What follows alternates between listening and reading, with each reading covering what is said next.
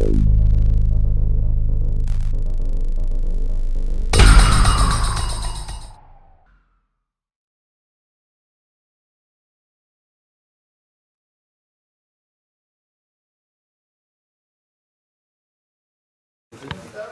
buenas tardes, muchas gracias a todos por venir al coloquio de licenciatura en física. Hoy tenemos invitado a primero a un colega, también fuimos compañeros de proyecto curricular en la ingeniería catastral y geodesia, pero pues también amigos y creo que muchos ya lo conocen. Si no, pues les presento al profesor Humberto Suárez. Él es ingeniero catastral y geodesta, tiene una especialización en SIG, en Sistemas de Información Geográfica,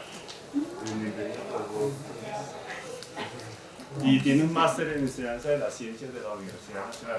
La especialización es ya acá mismo de la Universidad Estatal, la única que ofrece el pregrado de ingeniería catastral y geodesta y también la especialización. Y pues lo que nos viene a contar hoy pues tiene que ver con su trabajo de investigación pues en la astronomía, lo que hace en nuestro observatorio astronómico y bueno, y tal vez más cosas. Y más pues que démosle la bienvenida al profesor Humberto con un aplauso.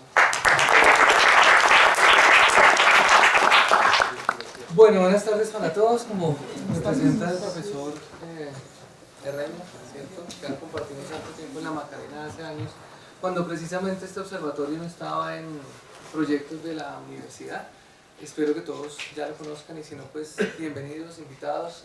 Ayer atendimos más o menos unas 70 personas, tuvimos 2 visitas de un colegio y 2 cursos de astronomía que dictamos en la Facultad de Ingeniería, uno para ingenieros catastrales, que es astronomía esférica, y el otro que dictamos desde allá para toda la universidad, que es la astronomía general.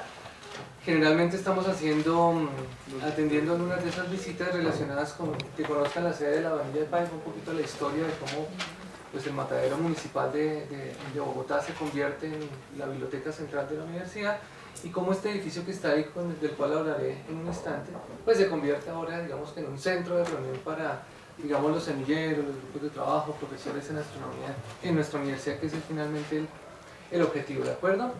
¿Por qué latitud? Yo desde hace algún tiempo soy coordinador de los laboratorios de ingeniería catastral y geodesia. Acá en la Macarena vengo regularmente al laboratorio de topografía. En la 40 están 2 laboratorios de fotogrametría y uno de cartografía. Y en catastral hemos dictado astronomía desde hace ya bastante tiempo, astronomía de posición. Hace 8 días estuvo el profesor Portilla por acá, si no estoy mal. Y pues el texto de referencia de él es nuestro texto guía de cabecera para muchas de las clases y muchas de las actividades que desarrollamos. Y algún día se me ocurrió que cómo íbamos a unir la astronomía con las ciencias de la Tierra, y pues el nombre que resultó debido a un colega nuestro que es el profesor Jean Paul, pues hicimos como una lista de nombres y se nos ocurrió Latitud, Laboratorio de Astronomía y Ciencias de la Tierra de la Universidad Distrital. Eso es lo que significa Latitud. No está institucionalizado el nombre. Yo espero que ahorita el señor rector, el día de la inauguración de los observatorios, que es el próximo 9 de septiembre, el 9 de 2019, cordialmente invitados desde ya a la Avenida de Paipa. Tenemos conferencias todo el día, al final les mostraré un poquito al respecto. Que ese día pues se haga ya el nombramiento de la coordinación de laboratorios. Como tal, el observatorio, ya les contaré algo de historia de cómo se crea o de dónde surge la idea de hacer un observatorio astronómico ahí. Y bueno, a veces uno, como decía el profe acá, se dan unas luchas y unas peleas, pero bueno, poco a poco van dando algunos pequeños resultados. ¿Qué hacemos nosotros en ingeniería catastral y en astronomía? Pues una de las prácticas de las tantas es la determinación de la latitud. Hoy en día para todos nosotros es fácil saber dónde estamos. Sacamos nuestro GPS, el celular y automáticamente hacemos un ruteo y demás. Hacer eso automáticamente es gracias a la geodesia. Entonces dentro de la geodesia hay una línea de trabajo que se llama la geodesia astronómica. Y en la geodesia astronómica pues antes de la llegada del GPS, la única forma en que sabíamos dónde estábamos en el planeta Tierra era observando estrellas o observando el Sol, ¿de acuerdo? Entonces, parte de lo que voy a iniciarles acá rápidamente es un recuento un poquito de la bóveda celeste, mirar algunos ejercicios muy sencillos, y parte de esa didáctica y dinámica que estamos queriendo realizar desde el observatorio es mostrarle a la gente que eso está aún en el día a día, saber la ubicación, saber la posición. Y en algunas películas que voy a citar acá, no las películas tradicionales o las que siempre nos hablan de astronomía, de no sé, agujeros negros, viajes en el tiempo, hay cosas más cercanas a la realidad de pronto del día a día, ¿de acuerdo? Donde podemos utilizar estos conceptos y si en algún momento, por alguna razón, no funciona el sistema GPS, pues de alguna manera podemos fácilmente orientarnos y posicionarnos. Entonces acá tenemos, qué pena, pero en el tablero no se refleja, lo siento, tenemos nuestra esfera celeste, creo que la mayoría de estos son físicos y tenemos el sistema de coordenadas horizontal, la altura de un objeto celeste, el azimut de un objeto celeste y demás. Perdón que me subo por acá. Y cuando hacemos una representación del cielo en estos sistemas de coordenadas, pues hay varias formas en que yo puedo establecer fácilmente la latitud. Bueno, fácilmente desde Bogotá nunca he podido hacerlo con este método, ya van a ver por qué. Resulta que esto que está por acá, que es la estrella polar, acá tendríamos una constelación que se llama la constelación de la Osa Menor. La estrella más brillante de la Osa Menor está muy cerca del polo celeste norte. Si yo pudiera observar la estrella polar con un teodolito, con una estación total o con un simple transportador y pudiéramos leer la distancia que tiene, la altura que tiene esa estrella respecto al horizonte, pues esto resulta que es directamente la latitud geográfica. ¿Cuál es la latitud nuestra acá en Bogotá? 74. Más o menos. La latitud, no la longitud. 4 grados algo. Y si yo me paro acá en la Macarena y buscamos a algo que esté por allá, 4 grados algo, voy a tener problemas. Tengo, bueno, la Macarena no, la 40. Acá creo que podrían ganarme ustedes. Buscamos el punto cardinal norte y si trato de buscar la estrella polar, pues lo primero que me va a encontrar es que hay mucha nubosidad baja. Tengo edificios a lo lejos, tengo árboles, montañas y es supremamente difícil ver la estrella polar desde Bogotá. Entonces, el método existe, de acuerdo, está ahí presente, pero en Bogotá ha sido muy difícil. Nosotros vamos, cuando hay presupuesto suficiente en la Facultad de Ingeniería, el semestre pasado lo hubo, vamos a Villaera iba a hacer nuestras prácticas de astronomía esférica, allá sí hemos tenido la fortuna de poder ver la estrella polar y verificar con nuestros aparatos, nuestros teodolitos que ustedes ven acá arriba en la plazoleta, a nuestros chicos, no haciendo estas observaciones, pero otras con teodolito, midiendo este ángulo, lo hicimos en Villalegre y efectivamente uno empieza a enlazar que pues nuestros antiguos, esto no es nuevo, esto tiene ya más de 4.000 o quizás 5.000 años en que sabemos que con una simple observación puedo saber en qué lugar de la superficie de la Tierra estoy. Entonces esta relación está ahí. Número 1. Número 2, dentro de los otros sistemas coordenadas que se manejan en astronomía, pues tenemos el sistema de coordenadas ecuatorial. Acá tenemos la intersección entre el ecuador celeste, esto se llamaría el meridiano del observador, el cenit, y nosotros ubicamos los objetos celestes, los representamos en la bóveda celeste generalmente, con la elevación que tienen respecto al ecuador celeste, eso se llama declinación, y acá tenemos una T que es una medida de tiempo, y esto se podría llamar el ángulo horario. Vamos a ver más adelante qué tienen que ver esos ángulos con el posicionamiento. Si ya la mayoría de ustedes han visto un curso básico de astronomía de posición, todos los días del año el sol no sale exactamente por el este, a veces sale al noroeste y otra época del año sale por el suroeste. ¿Hoy por dónde salió? ¿Por el este? ¿Por el noreste? ¿Por el sureste? Debería estar saliendo por el noreste. Noreste, sí, por muy pocos días, porque ahorita el 21 de septiembre es el equinoccio y ese es el único día del año en que el sol sale exactamente por el punto cardinal este y se va a ocultar por el punto cardinal oeste. Este día del año podría ser interesante porque al mediodía de ese día el sol va a estar acá en lo que llamamos el meridiano del observador y en ese instante yo podría hacer un registro de esta distancia que la llamamos la distancia cenital y resulta que la distancia cenital de ese día, como el sol está exactamente acá en el ecuador, va a coincidir con este ángulo de elevación que tenemos acá, que es la latitud.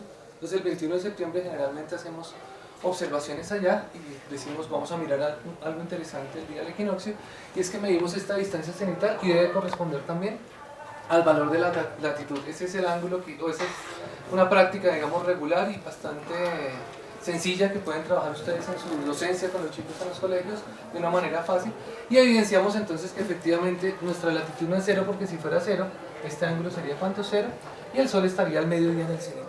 ¿Qué significa toda esta gráfica? Que el sol todos los días al mediodía no está acá encima de nosotros. ¿Ya? Primer concepto, digamos, que tienen la mayoría de personas del común. Entonces sigamos con un poquito de astronomía esférica. Ahora, cuando construimos esos sistemas de coordenadas necesitamos ayuda de la trigonometría esférica y armar esta clase de triángulos sobre una superficie no euclidiana que llamamos triángulos esféricos.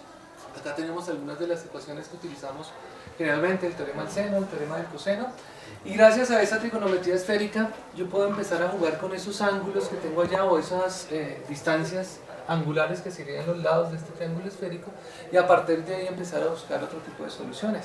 ¿Qué tipo de soluciones? Supongamos que el Sol es el objeto celeste que estoy mirando en este instante. Para la fecha yo puedo en un catálogo de estrellas encontrar la declinación de ese astro, puedo medir la altura, conozco dos elementos, luego conozco estos dos, y podríamos conocer el azimut si tengo una buena orientación de mi sistema, o conocer el ángulo horario si sé la hora de observación. El hecho es que, igual que en la trigonometría plana, si conocemos tres elementos de ese triángulo, puedo solucionarlo, y el objetivo también podríamos cumplirlo acá de una manera más técnica, que es nuevamente calcular la latitud. Como les digo, pues esto es parte del día a día que hacemos en astronomía esférica, y era la forma en como hasta más o menos los años 70 aproximadamente, todo el planeta calculaba la posición de un observador sobre la Tierra, la latitud y la longitud. La latitud, por supuesto, espero que no sea muy complicado esto, es mucho más sencilla que el cálculo de la longitud, porque la longitud es una medida de tiempo y depende de la rotación de la Tierra y del meridiano de referencia que tenemos, que en este caso es el meridiano de Greenwich, ¿de acuerdo? No es tema del día de la exposición de hoy, pero bueno, terminemos acá con esto. Pues en Colombia, nuestro Observatorio Astronómico Nacional cumplió 200 años en el año 2003, o sea que este año, ¿cuántos años cumplió? Eso, ¿no es cierto? Yo tuve la fortuna de estar por allá vinculado a algo en la Universidad Nacional para esa época, hicimos una visita y desde esa época tomé estas fotos. La semana antepasada volví a ir al observatorio y me di cuenta que mis fotos siguen sirviendo y existiendo, porque esto no ha cambiado, esto no ha cambiado, esto no ha cambiado, y de hecho espero que no vaya a cambiar, porque es parte de nuestra historia. ¿Qué más hace un ingeniero catastral dentro de todas las cosas que están acá? Esto lo hicimos nosotros. De alguna manera esto lo hizo realmente Julio Garavito Armero y otro señor, creo que era Indalecio Líbano, no recuerdo el nombre exacto, Belisario Ruiz Wilches, perdón, en el año más o menos 1939, con observaciones de estrellas y solución de ese triángulo de posición que les mostré hace un rato, se calcularon por primera vez las coordenadas de esta placa que tenemos acá, y este punto que está acá es el origen de las coordenadas de la cartografía en Colombia. Si alguien de ustedes ha manejado cartografía en Colombia, ¿qué número tienen esas coordenadas ahí? ¿00? ¿Sí es el origen? No puede ser 00, porque entonces en Ciudad Bolívar, en Ciudad Bolívar no, en el 20 de julio tendríamos coordenadas negativas. ¿Sí o no? Estaríamos ¿en qué cuadrante? En el cuarto cuadrante, coordenadas, ¿qué tercer cuadrante? Coordenadas negativas. Entonces este punto en cartografía, si algún día se meten en cuentos de catastro o en cuentos, no sé, de viajar y obtener mapas y demás, este es el origen de las coordenadas en Colombia. Acá las coordenadas son 1.000.000, 1.000.000. Miren que acá estaba la copia. Están las coordenadas latitud y longitud. Esas son coordenadas astronómicas, no fueron tomadas con GPS sino con teodolitos, y este círculo meridiano que está por ahí ayuda en la determinación de la latitud, y en ese lugar le asignamos las coordenadas planas 1.000.000, 1.000.000. Entonces si usted consigue un mapa de Bogotá, pues nada raro que o de Colombia, va a tener coordenadas cercanas a 1.000.000, 1.000.000. A nivel de ejemplo, Cartagena por ejemplo tendría coordenada norte 1.000.000, no sé, 350.000, en tanto que la coordenada este podría ser, no sé, 1.110.000 o 115.000. Leticia tendría coordenadas 900.000 algo con 900.000 algo, ¿de acuerdo? Y esa línea que está acá arriba está en el salón principal del observatorio astronómico, se llama la línea meridiana. Si ustedes cogen un mapa o entran a Google Maps, ese mapa siempre está orientado hacia ¿dónde? Hacia el norte. ¿Y quién definió esa línea del norte? Hay muchas formas de hacerlo. Ustedes en física trabajan con el norte magnético, sacamos una brújula, pero cuando miramos el sistema terrestre hay que trabajar con el norte geográfico, o también puedo trabajar con el norte astronómico, ¿de acuerdo? Y esos todos varían entre sí 7 grados, 8 grados, por efecto de la declinación magnética y demás. Pues resulta que Caldas, cuando recibe este observatorio por en el año 1803, el primer ejercicio que hace, y si la memoria no me falla, si nos damos cuenta acá estas dos líneas están muy cercanas, al parecer el arquitecto que hizo este trabajo ubicó la meridiana acá, y Caldas el primer trabajo que hace es corregir esta meridiana y dice: no señores, la meridiana debe estar acá, en esta posición. Llega nuestro proceso de independencia y demás, y esa línea que está ahí la derritieron y hicieron balas, desapareció, y por allá en 1886, ahí sí con Indalecio Líbano, vuelve y se forja esa línea meridiana que está en el piso del observatorio. ¿Y esa línea qué es? No sé si acá tengo la otra imagen, no la tengo. Por acá en el techo de la cúpula, es un techo redondo, ¿no? Esta es la cúpula del telescopio, esta es otra cúpula que hay ahí. Había una línea ya como orientada en dirección norte-sur. Pues todos los días al mediodía iban los coordinadores del observatorio astronómico y al mediodía dejaban entrar la luz del sol que pegaba acá en este piso, ¿de acuerdo? Y por promedios de muchas observaciones definieron esta es la línea norte-sur para Colombia. Y la cartografía de Colombia entonces define acá su punto origen, que es la coordenada 1.000.000, planas, ¿de acuerdo? Y la orientación, es decir, dónde está el norte para que toda la línea o la cartografía no quede alineada, se hizo a partir de esta línea meridiana. Y vuelvo y repito, todo esto lo hicimos con equipos como estos, que esto es un círculo meridiano, o equipos parecidos a los que sacan nuestros chicos acá de catastral o de topografía, que a veces vienen a hacer práctica acá con esos aparaticos que tenemos por ahí. Por supuesto la tecnología ha cambiado, y antes de que cambiara, estos son todos los métodos que nosotros hacíamos hasta, repito, años 70 más o menos, nosotros y todos los países del mundo antes de la era satelital GPS.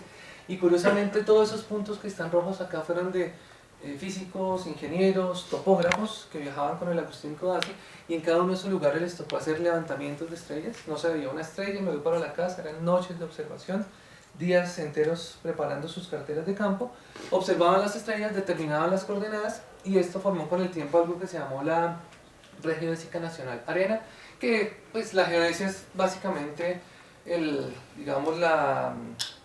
área de las geociencias que se encarga de la determinación de la forma y el tamaño de la Tierra, pero sin la geodesia yo no puedo hacer el amarre entre esa Tierra elipsoidal y la Tierra plana que tengo acá. Ahí salen unos parámetros, eso es lo que estudiamos nosotros. Por eso todos estos puntos permitieron después generar la cartografía colombiana, que se origina en ese mojón 1.000.000 que tenemos acá. Pues cambian los tiempos, y esta es la placa del costado sur, si no estoy mal. Esta es la placa del costado norte que les contaba ahorita. Esta es la misma terraza del observatorio, y esta placa, esta pequeña, se actualizó en el año 2000 aproximadamente, está la fecha acá, 96, perdón, y el Agustín Codazzi fijó una antena GPS allá durante algún tiempo, y cambiaron un poquito las coordenadas, porque hicimos este levantamiento no observando estrellas, sino ya existía una red geodésica nacional hecha con GPS, y por supuesto se empezaron a ajustar todos esos elementos. El pequeño problema es que no tenemos las suficientes estaciones geodésicas permanentes para hacer un ajuste completo del país. Las que tenemos han funcionado, pero mantenerlas es muy difícil. El Agustín Codazzi puede tener 60 o 70 estaciones hoy, pero por ahí el 20 o el 30% están funcionando, las otras no. Y cuando una estación se cae no hay continuidad, y acá semanalmente o mensualmente vienen saliendo unas soluciones, y esas soluciones ajustan y nos permiten calcular vectores de velocidad y cómo se están desplazando las diferentes microplacas tectónicas, que pueden ser información importante en geodesia, en geología, en ciencias de la Tierra y demás. Acá entonces tengo un comparativo de hace 200, 300, 400 años, cómo funcionaba la ingeniería observando estrellas, haciendo mediciones sobre la Tierra, y bueno, hoy en día ya la situación es más sencilla y están más delgaditos. Yo creo que estoy todavía en la era antigua, pero bueno, ahí está. Este ejercicio creo que ustedes lo recuerdan, es el primer geodesta del mundo, Eratóstenes, y por unos elementos geométricos bastante sencillos fue la primera persona en decir, oiga, la Tierra es redonda, y si es redonda debo calcularle su radio. Hizo un pequeño ejercicio entre dos ciudades, mandó a alguien a caminar por acá, midió esta distancia, y por una fórmula muy sencilla que es S igual a R θ, la longitud de arco, pues estimó un valor bien aproximado de lo que es el tamaño de la Tierra, el radio de la Tierra. Ese valor, si lo comparamos con el de hoy en día, se acercó en un 90 o 92%. ¿Qué más, John Harry? Entonces, pues, sin mucho GPS, ni sin mucho WhatsApp y todo el asunto, hicieron cosas interesantes. Hoy la situación es así, ¿de acuerdo? Porque ya no solamente tenemos una misión satelital espacial que nos dan coordenadas. ¿Alguien sabe cuáles misiones tenemos que nos den coordenadas? GPS de los norteamericanos, se llama Navstar GPS. El de los rusos, ¿alguien sabe cómo se llama? GLONASS. GLONASS, acá está el profe que es el duro de la navegación satelital, muy bien. Pero hoy en día está próximo, ya están empleados el sistema europeo que se llama Galileo, ¿de acuerdo? Y curiosamente los indios tienen un sistema que se llama el IRNSS, que es un sistema de posicionamiento satelital, o sea, similar al GPS. Y también están los chinos con las agencias, con el sistema Beidou Compass, así que tenemos 5 sistemas de navegación satélites que nos pueden dar información. Van a comprar un GPS nuevo, van a comprar un celular nuevo y demás. ¿Quiere saber si su GPS es bueno? Pues entre más misiones satelitales sea capaz de recibir y procesar es más bueno. ¿De acuerdo? Entonces por ahí arriba ven a nuestros chicos de catastral con unas antenitas pequeñas por ahí. Esas antenas nos reciben por lo menos de 3 de estas constelaciones. Soy jefe de laboratorios, tengo que conseguir unos equipos nuevos para este año, el otro, que está como apretado el presupuesto otra vez como siempre. Pues mis nuevos equipos quiero que lleguen ya con la posibilidad de recibir más satélites, porque entre más satélites tengo más datos, tengo más ecuaciones y hacer el cálculo de la solución final de la posición. Pues si tengo exceso de variables y demás, pues voy a tener mucha más precisión de variables y de datos. Pues, ¿de acuerdo? Esto es lo que hacemos en general en GPS y lo que estudian nuestros estudiantes en ingeniería topográfica, ingeniería catastral, métodos absolutos, métodos relativos. Estas son las agencias espaciales que les estaba contando, pero ahora me dieron 6, ¿cuál me faltó nombrar? La India, esto es USSZ, Eso tiene que ver de China y coreano. Japón, creo que era la otra, Beidou Compass está allá. Creo que era Japón que tiene también otro sistema de... Lo que pasa es que algunos de estos sistemas, el GPS norteamericano tiene muchos satélites dando vueltas alrededor nuestro, porque hay que garantizar mínimo que mi receptor GPS tenga por lo menos 3 señales de 3 satélites diferentes. Con eso ya tengo una buena posición sobre la Tierra, con buena precisión. Pero algunos de estas misiones lo que están haciendo ellos es dejar un satélite geoestacionario y constantemente brindando las posiciones. El satélite se posiciona con los demás sistemas de navegación satelital y me funciona solo sobre mi territorio. Hoy en día que estamos hablando de catastro multipropósito, como ustedes lo saben, si nuestro sistema de navegación satelital y nuestras estaciones geodésicas estuvieran funcionando en forma perfecta, yo podría pararme con un GPS convencional, una conexión directa a algunas de esas estaciones y en tiempo real tener unas coordenadas muy buenas para hacer, por ejemplo, catastro o cartografía de precisión, pero hoy es imposible hacerlo. Me puedo parar en el Amazonas y mi GPS me da buena posición, pero 300 o 200 o 100 metros para hacer cartografía o levantar un lindero de un predio puede ser sensible. Entonces ahí necesitamos trabajar y en eso, pues, digamos que algunos chicos que trabajan en el área de geodesia estamos mirando nuevas oportunidades y nuevas tecnologías para aplicarlo, por ejemplo, a ese ejemplo. Por ejemplo, esa situación, disculpen, ¿alguien vio esa película? ¿Cómo se llama? ¿De qué trataba? Buenos y malos, sí. Había una bomba nuclear o Sí. una especie de atómico, Sí. algo así. Y este man era uno de los malos, no me acuerdo el nombre. ¿Cómo? No, eso. Buenos y malos, pues acá están estos son los buenos, creo, y estos son los malos. Y acá los buenos se les perdió el malo y tenían que ubicarlo. Y lo único que consiguieron fue una fotografía del malo. Alguien la hackeó, alguien más. Y con esa sola fotografía tenían que ubicar dónde estaba el malo. ¿Cómo lo ubicamos? ¿No hay GPS? La sombra y la sombra. La sombra y la hora. Ese es el método de solución. Entonces acá en este triangulito se observa que está la altura de la persona, ellos la conocían y la calcularon. Sobre esta fotografía de alguna manera la referencian y hacen la medida de la sombra y fácilmente utilizan este angulito. ¿Y este angulito qué es? En la posición celeste que les mostré en la primera esfera que mostré por ahí. Es la posición de ¿quién? ¿Quién genera la sombra por acá? El Sol. Entonces en últimas estoy midiendo es la altura del Sol. Y si recuerdan el triángulo de posición que vi hace un rato, yo les decía, si medimos la altura del Sol, hice el día y la hora en que fue tomada, ellos tenían por acá la referencia, el día y la hora. Yo puedo ir a la web o bajo un catálogo de estrellas o con mi celular hay muchas aplicaciones y puedo preguntar cuál es la declinación del Sol en ese instante. Entonces, ¿cuántos elementos conozco? La altura del Sol, la declinación, ¿cuántos necesito para solucionar el triángulo? ¿Cuál otro conocen ahí? ¿El tiempo? ¿Por qué? Pues por acá debe estar el tiempo, correcto. Y si conozco la hora, conozco el ángulo horario del Sol. Y entonces ya tengo 3 elementos para el triángulo de posición. Y pues la película lo hablan ahí muy coloquialmente, no voy a poner el video por cuestiones de tiempo y demás. Hacen un cálculo sencillo y logran determinar que el malo estaba por allá, creo que acá sale en realidad virtual y todo. Estaba por allá cerca de la Antártica, ¿vale? Si no recuerdo exactamente, en el Polo Norte. Pero bueno, algún día nos pusimos a recrear el ejercicio y sí, pues digamos que lo hicieron muy rápido, lo explican muy coloquialmente, pero una aplicación de la trigonometría esférica. Y entonces vuelvo y lo repito si no me hice entender. Con la altura de la persona calculamos la altura del Sol, con la fecha puedo encontrar en un catálogo de estrellas la declinación y teníamos la hora de la toma de la fotografía. Con la hora puedo calcular el ángulo horario, tiempo solar medio local es igual al ángulo horario del Sol más 12 horas, entonces de ahí puedo solucionar. Conozco 3 elementos, los soluciono utilizando trigonometría esférica y bueno, conocieron dónde estaba el mar. ¿Qué película es esa? ¿Vale? Correcto, ¿de qué se trata? Aliens, ¿cierto? ¿Qué más? Es como un juego de guerra.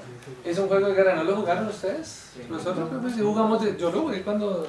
Usted tenía como 15 años cuando yo tenía 5 y yo lo jugué en esa época, me acuerdo, ¿cierto? Batalla naval, ¿no? ¿Y en qué trataba el asunto? ¿Recuerdan? Por coordenadas darle a los barcos de guerra. Ese era el problema, que los extraterrestres llegaron y colocaron acá una burbuja y no funcionaba nada, no había GPS, no había internet, pobrecito ese no, tenaz. No había nada, no podían comunicarse, estaban a ciegas. ¿Cómo le ganaron a los malos? Por ¿Recuerdas? los japoneses que tenían, había uno que se le dio el arte de la guerra. Sí. Ellos sabían que de esa forma, de una manera a ciegas, podían atacarlos porque de esa manera lo están haciendo Estados Unidos. No entendí. Spanish, please. Un japonés que trabajaba con los estadounidenses Sí. y que ellos tenían una forma que era como antigua, que por medio de coordenadas podían mandar. Sí, tenían unas boyas que eran para detectar tsunamis, ¿cierto? Y por el movimiento de las boyas podían calcular dónde hay un movimiento anómalo del agua y determinar la posición. El problema era que le disparaban y ellos se daban cuenta y se iban, ¿cierto? ¿Qué hicieron al final? ¿Dónde está la astronomía? Hasta ahí no hay astronomía, eso es tecnología y coordenadas. Astronómicamente pudimos ganar esa batalla. ¿Quién me dice cómo? ¿Recuerdas? ¿El sol? ¿Cómo con el sol? No sé quién habló. ¿Cómo? Es que no hay quien me habló. ¿Tú? Es que dispara. ¿Quién me está hablando? Ah, ya. Ok. Dispara la pantalla, ¿no? ¿Dispara la pantalla? Por ahí, tiene que ver con el sol, ¿se acuerdan? Eran como desde el sol. Alguno de los buenos se dio cuenta que ellos tenían siempre unas gafas y eran como alérgicos al sol, eran como reptiles o una cosa así. Y entonces, lo que sucede es que ellos se dan cuenta de ello, bueno, esto es parte de la película y todo el asunto, que siempre que atacaban tenían acá una máscara ahí negra y demás. No tenían instrumentos, los barcos se los habían tumbado y consiguieron un barco viejo de la Segunda Guerra Mundial, un derrotero. Y entonces lo que dicen es ellos, bueno, pues ubiquémonos de tal manera, están cerca de Hawái, ubiquémonos de tal forma que apenas salga el sol, ¿qué les pasa a ellos? Se encandelillen. Entonces les toca calcular, tenían que saber a qué hora salía el sol ese día, eso lo puedo hacer con trigonometría esférica, con ese mismo triangulito que tenemos allá, yo puedo calcular la hora exacta de salida del sol. Todos los días del año el sol sale a las 6 de la mañana, ¿por qué no? Porque hay un movimiento de la Tierra por su inclinación. Entonces, por ejemplo, aquí en Bogotá, el sol está variando en el oriente en un ángulo desde menos 25 a 25 grados, me parece. Sí, ok. Entonces, claro, empezando por las montañas, no son exactamente horizontales. Eso es cierto, pero no contesta la pregunta. Bueno, eso Porque por- así está la inclinación hecha, si la órbita es circular, serían 12 horas de día y 12 horas de noche. Hay algo que cambia eso, que hace que se varíe eso. ¿No? La órbita es elíptica y están las leyes de Kepler. La primera es una órbita elíptica, la segunda, áreas iguales en tiempos iguales. ¿Qué tiene que cambiar para que eso? La velocidad. Entonces hay días que el sol va más rápido, otros días va más despacio. Los días en que el sol va un poquito más rápido, ¿a qué horas amanece? ¿A las 6 o antes de las 6? Antes de las 6. ¿Y a qué horas oscurece? ¿A las 6 de la tarde o antes de las 6? Antes de las 6. ¿Cuándo pasa eso? ¿Sí lo han visto? Llegan acá a la Macarena, acá, ¿qué horas son las 6? Está oscuro, ¿no? Pero son las 6. Los primeros días de febrero. Ay, acuérdense, señora, llegan acá a las 6 de la mañana, los que tienen clase a las 6 y está oscuro. Y hace como un mes, eran las 5 de la mañana, 5 y cuarto de la mañana y ya estaba amaneciendo. Eso lo causa, es una evidencia de la segunda ley de Kepler, por ejemplo. Entonces ellos tenían algo de ese conocimiento, sabían por dónde iba a salir el sol ese día, tenían, no sé si han visto que todos los navegantes, marineros, aviadores y demás cargan un librito y ahí en ese librito están las coordenadas de todos los días del sol. Porque históricamente, si usted se queda sin instrumentos en el mar, tiene que ubicarse. Ellos tienen que ver estos cursos en forma obligatoria. En cualquier momento pueden quedarse sin instrumentos. Se referencia muy fácil, entonces hicieron el cálculo a dónde iba a estar el sol, a qué hora salía, y lo que hicieron es, no sé si lo tengo acá en la siguiente imagen, hacerse detrás de una montaña, más o menos la cuestión era esta. Calcularon que el sol iba a estar acá a una hora específica y que la nave espacial estaría más o menos por acá. Y apenas sale el sol, ellos se ubicaron ahí, esperaron a que ellos llegaran, sale el sol, ellos se encandelillan y pues los atacan con lo poco que tenían y ahí ya empieza la ciencia ficción de los disparos y todo el asunto. Entonces por eso les dije hace un ratico, les voy a hablar de algo de astronomía que no es tan común, que de pronto no es tan llamativo, pero son cálculos reales. Esto yo lo puedo hacer y lo puedo calcular. ¿A qué hora sale el sol? Ahorita hablamos un poquito de eso. Son algunos de los ejercicios que nosotros hacemos ahí con los chicos de astronomía esférica allá en la universidad. Y ¡pum! Y listo, ahí está el video si lo quieren ver. Nuevamente, entonces teníamos la fecha y con la fecha puedo saber la declinación, pudimos calcular la hora, el azimut porque se quería saber exactamente ponerlos a los rivales en un lado. Nuevamente, ¿cuánto era la altura del sol? ¿Cuánto es la altura del sol cuando el sol sale? Cero. Entonces era más fácil aún resolver este triángulo esférico porque acá este cateto me daría 90, se me simplifican incluso las ecuaciones y demás. Y bueno, no vamos a hablar como más al respecto. ¿Qué película es? ¿Dónde está la astronomía en esa película? Es como de supervivencia en la playa que quedan, que el barco se les daña y ellos quedan solos en la playa. Y estoy solo, ¿y dónde está la astronomía? ¿Dónde está la astronomía en esa película?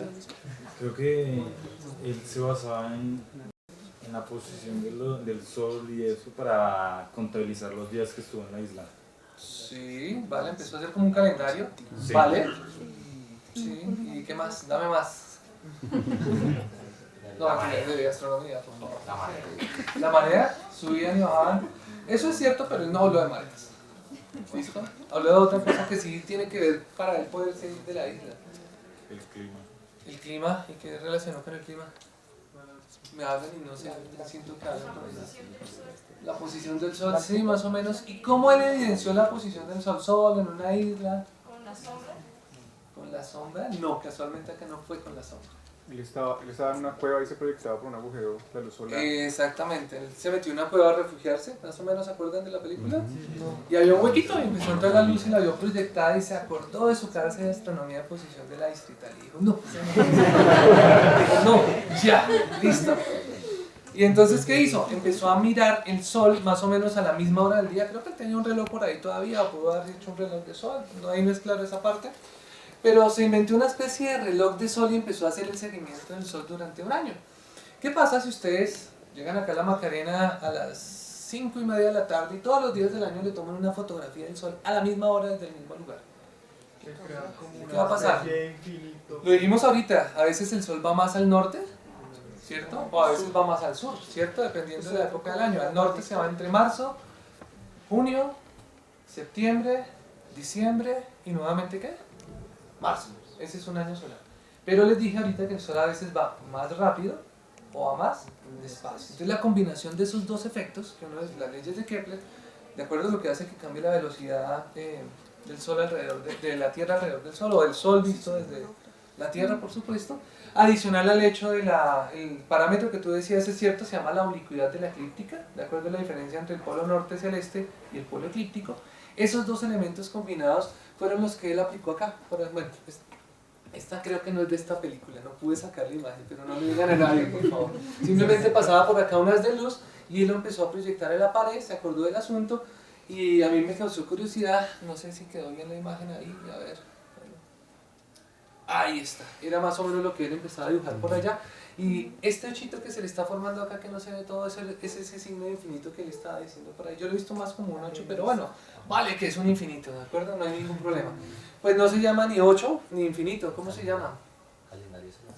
No, se llama analema solar. ¿Cómo se llama? Aprendimos algo. Muy bien. Este es el famoso analema solar, esto lo hicimos en Excel. No miramos todo el año, simplemente entramos a la web, bajamos los datos de la declinación del sol de todos los días del año. ¿Perdón? Acá la declinación está en vertical, que hice, traté de hacer una comparación. Y esta variable que está acá es el cambio de velocidad del sol. ¿De acuerdo? ¿Cuándo va más rápido? ¿O cuándo va más despacio? O mejor, ¿cuándo le toma más dar una vuelta más de 24 horas y cuánto le toma menos de 24 horas dar la vuelta? ¿De acuerdo? La combinación de esos dos elementos, la declinación del sol se va más al norte o se va más al sur, va más rápido o va más despacio, genera esta gráfica que se llama el analema solar. Cada observador en cada latitud diferente dibuja diferente el analema. Si lo sacamos en Bogotá y después comparo con uno en Cartagena, Da esa forma de infinito muy parecida, ¿de acuerdo? Pero da con ciertas variaciones. ¿En dónde están esas variaciones? Ya las vamos a mirar. Entonces, para que quede claro, el ángulo que decía allá arriba el compañero es este, que es la oblicuidad eclíptica, ¿de acuerdo? 23, 26, algo. Este mismo ángulo que está acá, por supuesto, es este, que es con la letra epsilon. Estos son los puntos cardinales del cielo, el punto vernal, antivernal, cáncer, Capricornio. Y el Sol visto desde la Tierra es como si lo viéramos que da esta vueltica alrededor nuestro, nótese. A veces está más al norte del ecuador celeste, o sea que esto es marzo, esto sería junio, esto sería septiembre, y a veces el Sol está abajo del ecuador celeste, o sea, entre septiembre, diciembre y marzo del siguiente año. Esta variable es lo que forma acá en esta gráfica, es la variable en este caso en el eje X, ¿de acuerdo? Y la variable en el eje Y, no puse la, me comí una diapositiva, voy a mostrarles simplemente una órbita elíptica y con la ecuación de Kepler, pues esto haría más o menos que se formaran los analemas así. ¿Ven los grados de inclinación diferente? ¿Por qué? No. Las posiciones de las ciudades. ¿Por la posición de quién? De las ciudades. Sí, realmente es por la latitud. Esta inclinación que está acá debe apuntar hacia el polo celeste norte. Si estuviéramos en el Ecuador, en Quito, cerca del Ecuador, el analema a las 6 de la tarde podríamos ver ese ochito así. Pero a las 7 de la mañana lo veríamos acá. Alguien me pasó esta foto, pero después de eso por ahí alguien dijo que, otro alguien, que no quiero hablar en nombres propios, que parece que así era más un montaje. Entonces yo las dejo acá como citadas, que me las encontré en la web y demás. Esas son las tareitas que tenemos. No son fotos todos los días, pero sí fotos más o menos cada semana. Sería fácil hacer esa foto acá en Bogotá, todos los días está el sol despejado y lo veo en forma directa a la misma hora. Muy complejo, pero ojalá alguien de este salón se anime y lo hacemos. Señor. Una pregunta, o sea, eso escoge una hora particular y a esa hora particular... Tú lo puedes sacar a la hora que quieras, sí señor, claro. Pero digamos acá en la Macarena sería chévere verlo ya hacia el otro lado, malo hacia el este porque tocaría verlo muy alto, 9, 10 de la mañana. Pero el hecho es que sea desde el mismo sitio, a la misma hora, no tiene que ser todos los días, acá mírese, está por ahí cada 8 o cada 15 días. Y lo importante es tomarla a la misma hora y después, inevitablemente creo que hay que hacer un montaje. Si tuviéramos una cámara reflex de las antiguas, de las de rollo, sí sería fácil. Pero hay que estar un año y que no se vaya a velar el rollo, que no le pase nada, porque si no vamos y bueno, perdemos solo 365 días de tiempo. Acá la inclinación de ese analema pues depende de la latitud del lugar y son cálculos que podemos hacer y bueno, entonces quería mostrarles que a veces en las películas hay cositas por ahí que podemos utilizar. Así que si algún día se pierden solos en una isla, ya saben qué hay que hacer, por favor. Muy bien, bueno, esto le sirvió a él, perdón, disculpen. ¿Para qué le sirvió eso a él? Para, uno, que el analema está relacionado con el calendario. Marzo, abril, mayo, junio, si lo ven, el máximo. Julio, agosto, septiembre, el equinoccio.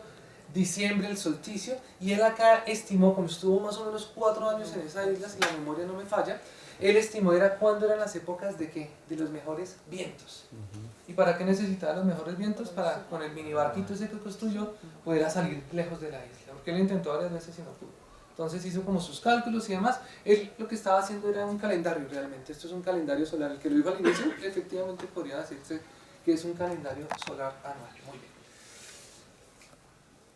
Esto ya lo vimos. Y bueno, acá están las dos variables separadas. Esta es la declinación del Sol. Nótese que en 1 de enero la declinación es negativa porque el Sol estaba hacia Capricornio. El 21 de marzo, perdón, y el 21 de septiembre la declinación del Sol es 0. Acá la declinación máxima para junio y la declinación mínima, perdón, el 21 de diciembre. Y esta es la grafiquita de la ecuación del tiempo. Es decir, esta gráfica me muestra qué días del año del Sol va más despacio, qué días del año del Sol va más rápido. ¿Cuál va a ser el día más corto del año de acuerdo a esa gráfica? ¿Cuánto dura el día? 24 horas. Pero eso es un promedio casi de todo esto, ¿de acuerdo? Y bueno, hay historia de los egipcios de por qué son 24 horas y demás, que no vamos a ahondar acá. Si sacamos el promedio de todo esto, da 24 horas. Pero a veces el Sol va más despacio y a veces el Sol va más rápido. ¿Cuál es el día más corto del año según esa gráfica? ¿En qué época lo debo esperar? Sí, ¿y esto qué época es más o menos? El día, no me gusta cuando mis estudiantes me presentan el día 293, profesor. A ver, ¿qué día es ese? Más o menos. Eso es como para el 4 de noviembre. Entonces el próximo 4 de noviembre, ese día ¿qué va a pasar? ¿A qué horas amanece? ¿Más temprano o más tarde? Más tarde. Más tempranito. ¿Y a qué hora anochece? Más tarde. Sí, no, más tempranito, porque es que el sol va más rápido. Entonces a las 6 de la mañana debería estar acá, ya salió. Y a las 6 de la tarde debería estar acá, ¿qué pasó? Como va más rápido, ya se ocultó. Entonces va a amanecer 5:30 de la mañana. Realmente acá en Bogotá los cálculos son que amanece más temprano unos 22, 23 minutos.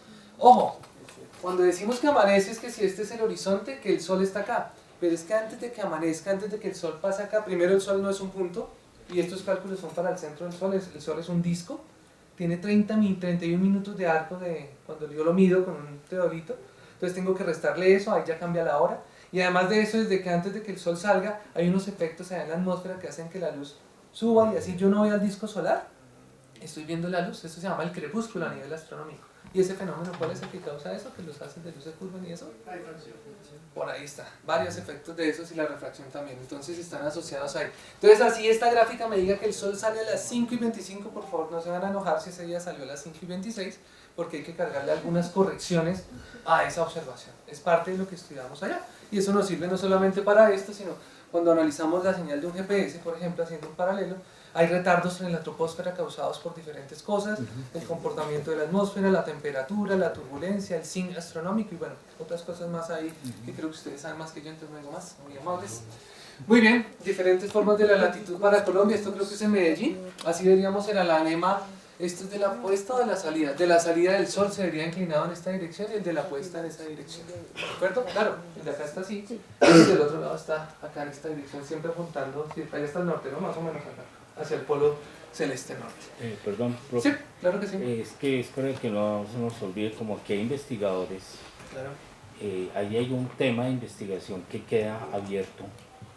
Hace unos 10, 11 años atrás intentamos llevar un proyecto de la Universidad Distrital de la Aeronáutica Civil Internacional para medir exactamente el desfase que produce la ionosfera, la capa ionosférica en la lectura del GPS. Sí, sí. Eso es importante porque si se conoce exactamente, digamos, la fase, el desfase de desviación de esa lectura, pues desde el control aéreo ya le pueden determinar al piloto su ruta de aterrizaje, eso va a economizar tiempos, combustible y evitar accidentes. No, y para el GPS, profe, digamos que es en el cuanto a navegación, pero si yo tengo una estación permanente como la que les voy a mostrar ahorita que tenemos en Paiva, que está recibiendo datos 24 horas al día durante todos los días del año, eso es una cantidad de datos que se procesan, yo puedo hacer el modelamiento por épocas del año, ¿no? Nosotros no tenemos estaciones como, digamos, el hemisferio norte o el sur, y ese campo de los TEC, que es la cantidad de electrones que cargan la atmósfera y su movimiento,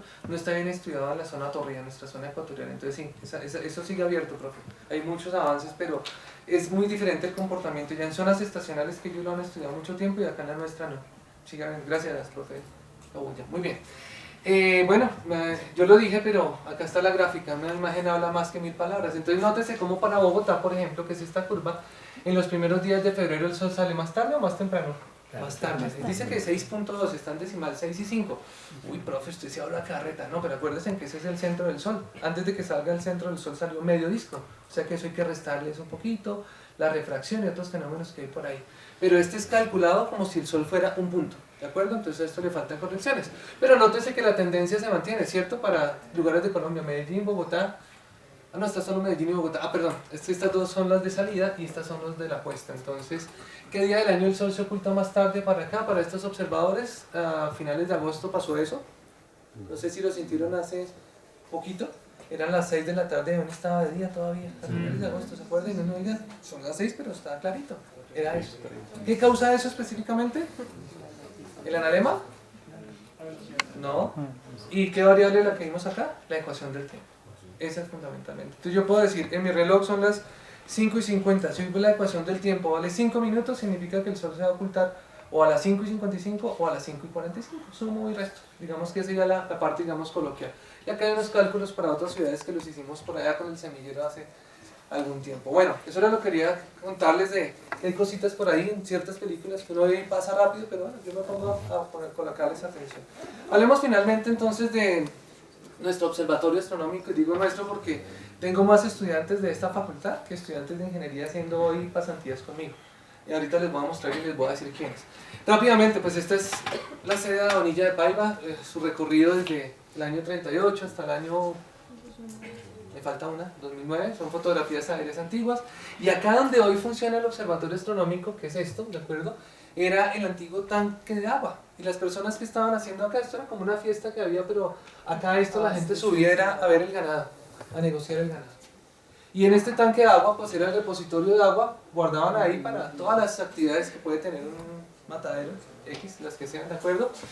Esto funcionó así durante mucho tiempo y hace como 15 años o 20 años, creo que esta foto ya eso está abandonado, acá habían camiones de la EDIS, creo que pocos de ustedes saben que era la EDIS, nosotros sí, ¿cierto? La empresa distrital de aseo, creo que era algo así, ¿no es cierto?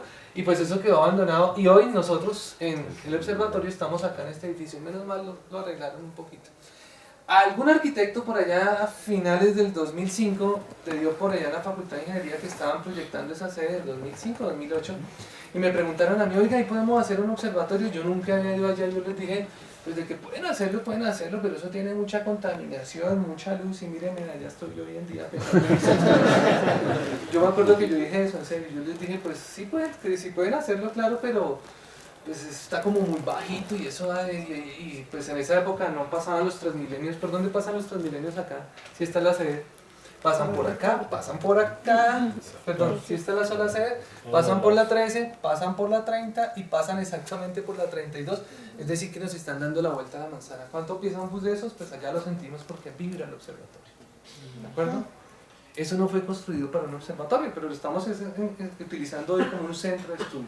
Afortunadamente para Harold y para Santiago y para próximamente allí mi amigo Diego, como trabajan tan tarde en la noche, entonces a esa hora ya no vibra tanto, entonces eso es bueno.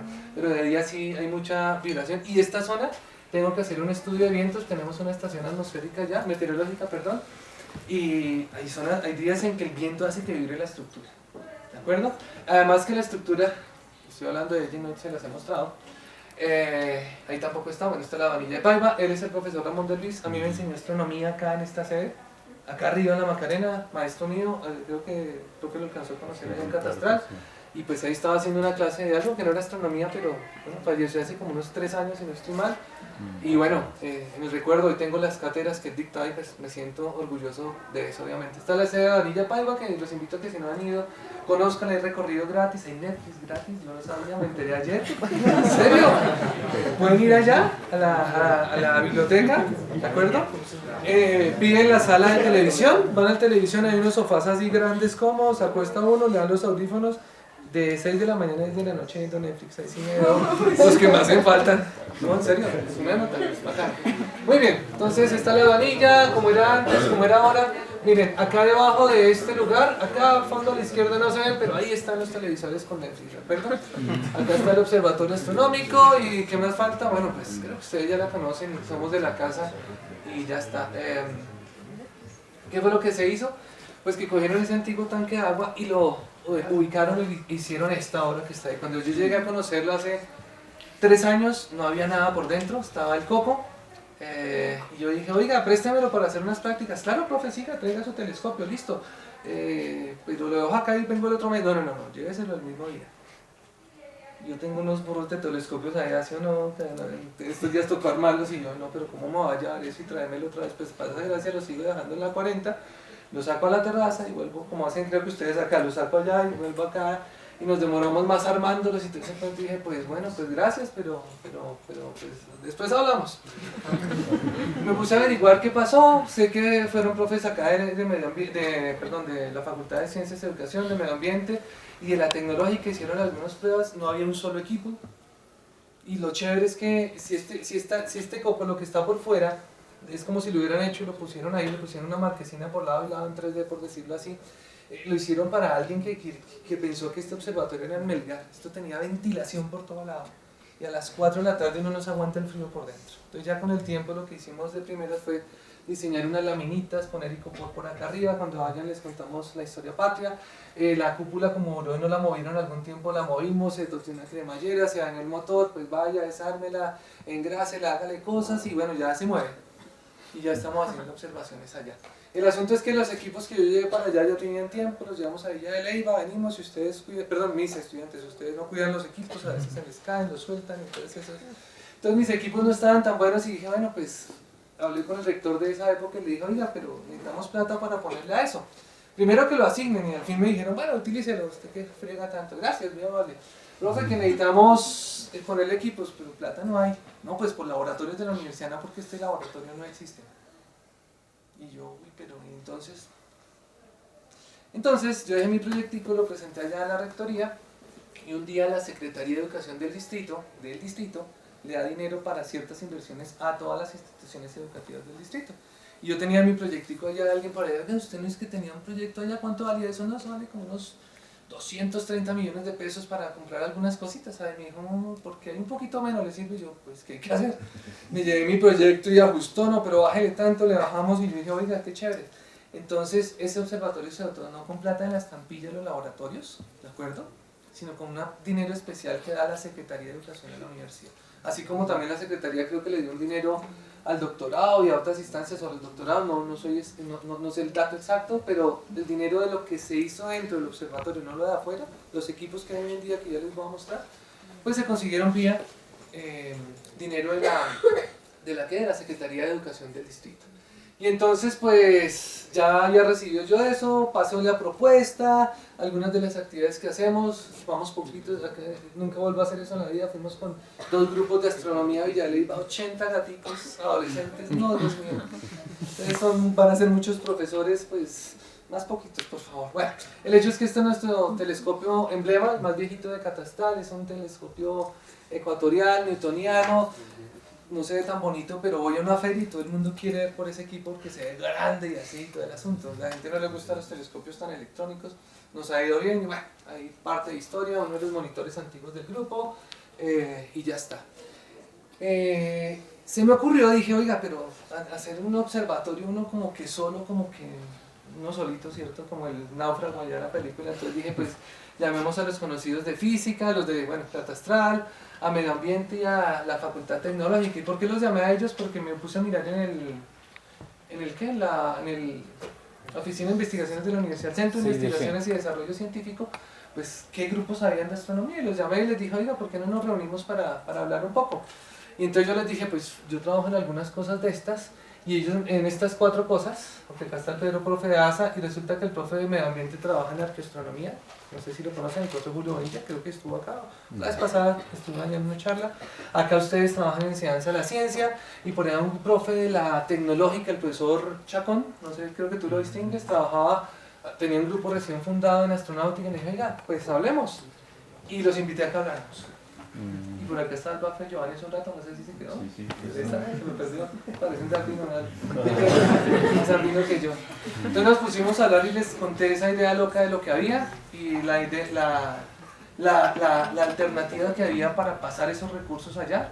Y bueno, pues si no los conocen, acá está el profe Pedro de Asa, creo que ayer la conocen, ya la profesora Cristina Zárate del Colegio Inés de Kennedy.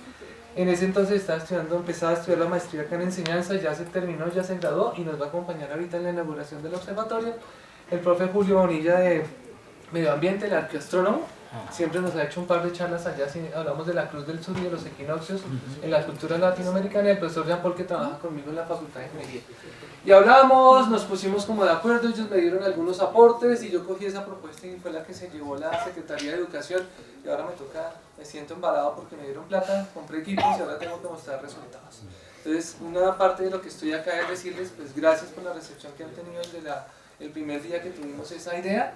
Ya hay estudiantes allá conmigo, pero necesito más estudiantes para que trabajen desde su semillero de investigación y que hagamos uso pues, de todos estos equipos que son pues, de todos nosotros. Eso es prestado, como digo yo, pero yo soy responsable y los estamos cuidando. Entonces todo este proceso ya de adquisición y demás empezó en 2017. El observatorio no tiene personal. El personal son ustedes, los dos pasantes que tengo de física y bueno, ya casi voy a tener uno más. Uno de una chica de tecnología tecnología en medio ambiente que trabaja en arqueoastronomía y una chica de acá de licenciatura en química, ¿de acuerdo? Entonces lo primero que hice es, mientras que llegaban los equipos, pues me llevé mis equipos viejos que había pedido allá con mucho esfuerzo y demás, los instalamos y empiezo a tomar fotos por acá y por allá, y entonces, ¿quién dicta astronomías? Oiga, si quieren que trabaje por acá, y de pronto empiezan a llegar colegios y de pronto ahora necesitamos personal, y ese es el primer pedido que voy a hacerle ahorita en la inauguración al decano y al rector, porque esto necesita personas ahí el día a día. Ya hemos atendido unos 3, 4 colegios, y ustedes que trabajan más que yo con colegios, llegan 40 chicos y ellos son inquietos, y en el observatorio no caben 40 personas, vamos 20 arriba a la cúpula un rato, otros 20 abajo, estamos en otro taller, entonces estoy innovando algo en eso. Necesitamos ayuda en la parte de enseñanza, de didáctica y demás, entonces pues creo que con ustedes son los mejores socios que pueda tener la universidad para que este laboratorio, pues creo que me faltó algo por acá, no sé. ¿Y hasta dónde va esto básicamente? Entonces, pues la idea inicial era dotar el observatorio, ya está. El proceso de dotación empezó por allá, la convocatoria pública fue en 2018 y se terminó más o menos entre noviembre y diciembre de 2018. Yo firmé y dije, ya me entregaron lo que yo pedí. Ahora el reto de este año ha sido ponerlo a funcionar y pues ahí vamos. Creo que a ustedes les llegan a veces las invitaciones a las charlas, a las diferentes actividades que estamos realizando, ¿de acuerdo? Pues trabajo en formación de personal, los monitores llegan y se van. Cuando se van los voy a extrañar tanto porque me toca volver a repetir a los que llegan. Entonces parte de lo que quiero hacer con los pasantes y los monitores es que se alcance a hacer como ese círculo o ese ciclo para que antes de que se vayan le alcancen a dejar a los que llegan nuevo, bueno, un conocimiento básico que es supremamente importante, ¿de acuerdo? Entonces en esas digamos que estamos en ese rol.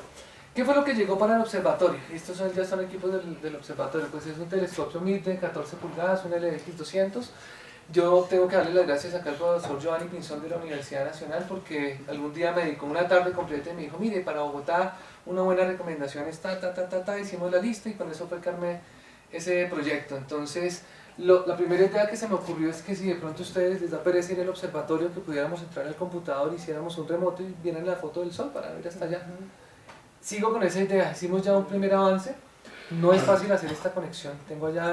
Ya se graduó el primer pasante que tuve en el observatorio, un chico de electrónica, e hizo una conexión entre estos dos, pero resulta que los sensores salieron muy sencillos, ya los cambiamos y demás, y resulta que el telescopio quedó un poquito desfasado y no está en el centro, porque esta montura, el telescopio originalmente es de montura alta azimutal, o sea, azimut y altura. Pero para hacer seguimiento de estrellas y astrofotografía y fotometría o espectrografía, lo mejor es tener una montura ecuatorial para que el seguimiento sea con un solo movimiento, ¿de acuerdo? Entonces por eso lo cambiamos, se hizo todo el montaje y demás. El asunto 1, la vibración. Y 2, que esta conectividad para hacer un remoto ha fallado un poco. Entonces necesitamos a otro chico de electrónica que haga la fase 2, la fase 3, ya por lo menos la cúpula se abre, el telescopio se mueve, ¿y qué pasa si llueve? Y yo estoy acá, se me mojan los equipos. Entonces yo pedí una estación meteorológica y ya está conectada acá que si bajan ciertas condiciones de presión atmosférica, humedad relativa y demás, se cierra. Por lo menos así queda donde quede, pero se cerró y no se me mojó.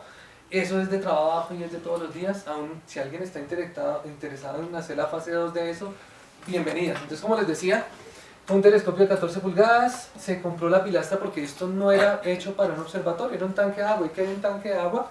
Nada. Había agua, era un cuadrado. Entonces tocó romper por allá debajo, poner un tubo, ponga el telescopio, cuádrelo, ajústelo. Bueno, digamos que para eso son los ingenieros, ahí medio servimos para algo de algunas de esas cosas. Muy bien. Y compramos un kit de espectroscopía. Fuimos a la Universidad de los Andes a hablar con la profe María Gracia, que está ahora haciendo el doctorado ya en la Universidad Nacional. Ellos tienen un espectrógrafo un poquito de mayor resolución, pero ¿se acuerdan que les dije que me tocó disminuir el presupuesto? Si no me lo hubieran disminuido, habíamos comprado el mismo que tienen ellos allá. Entonces tenemos uno de la mejor marca, que es Shelar, digamos, para esta escala de presupuesto. Es muy bueno y tengo un estudiante compañero de ustedes, Ryan Santiago López, está calibrando ese aparato para que me lo deje funcionando. Entonces vamos a ver, ustedes me vayan a ayudar a dar la nota porque él tiene que venir acá a exponer los resultados de ese trabajo. Muy bien, conseguimos unas cámaras digitales. Estos equipos tienen filtros solares, por supuesto, y después de que le pongo el filtro solar me di cuenta que esta vaina tiene tanta potencia que el sol, que yo en un telescopio pequeño lo veo así, pues acá lo veo así, pero veo es un pedacito del sol. ¿Me hago entender? Entonces ahora me toca conseguir unos reactores focales porque llega una visita y un niño que quiere ver pues el sol así, y si yo le muestro un pedacito no es apasionante. Entonces esas cosas que uno no se imagina al inicio, que pueden ser significativas, pues poco a poco he hecho otra lista de cosas y ya van a ir llegando más accesorios para esos equipos, ¿de acuerdo? A esto había que colocarle seguridad, como les digo, no había personal y aún no hay personal, entonces en tiempo real eso sí está funcionando y transmitimos vía web todo lo que se está haciendo en el observatorio, queda un registro. Entonces a la fecha llevo 2 años larguitos trabajando allá en forma intermitente.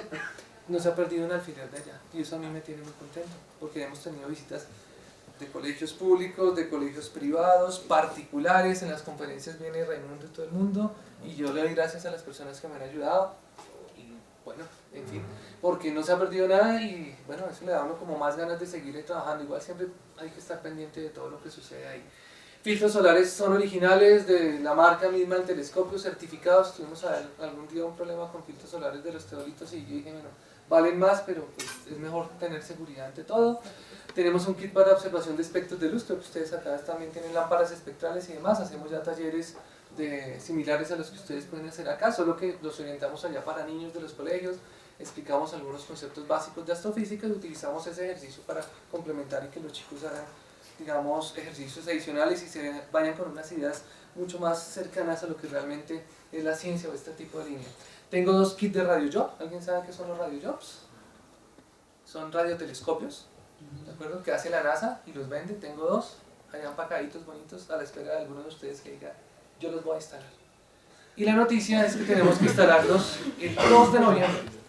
No porque venga la Contraloría y si no puede venir, sino porque el 2 de noviembre me metí en todas esas cosas de astronomía, y entonces hay el Festival de Radioastronomía en Villa de Leyva, del cual la Universidad Distrital y el Observatorio es patrocinador, y pues yo lo que quiero hacer es, con un radiojob, pues podemos analizar algunas ondas de radio de Júpiter y del Sol fundamentalmente, no a más resolución. Pero si tengo 2, puedo hacer con 2 telescopios o 2 radiotelescopios en lugares diferentes, y uno las señales físicas. Un interferómetro, entonces queremos hacer es un interferómetro. Digamos que para hacer ciencia, digamos, aplicaciones muy sencillas, por supuesto, pero a partir de ahí, cuando vengan los colegios, vamos a mostrar nuestros radiotelescopios funcionando, y además por acá está el profesor Germán Cabulla, que me gustaría que al final les contara un poquitito, resumida, una propuesta que queremos apoyar, que la ingenió, la diseñó por primera vez el profesor Chaparro de la Universidad EXI, que va a exponer el día de la inauguración, va a exponer este proyecto que les estoy diciendo. Y es que han visto las antenas de Chocontá alguna vez en su vida, eran antenas de comunicación. Entonces él vio ese proyecto en otro lugar del mundo y dijo, oiga, hagamos acá en Colombia lo mismo, cojamos esas antenas y volvamos a los radiotelescopios. Entonces él estaba bajo esa propuesta.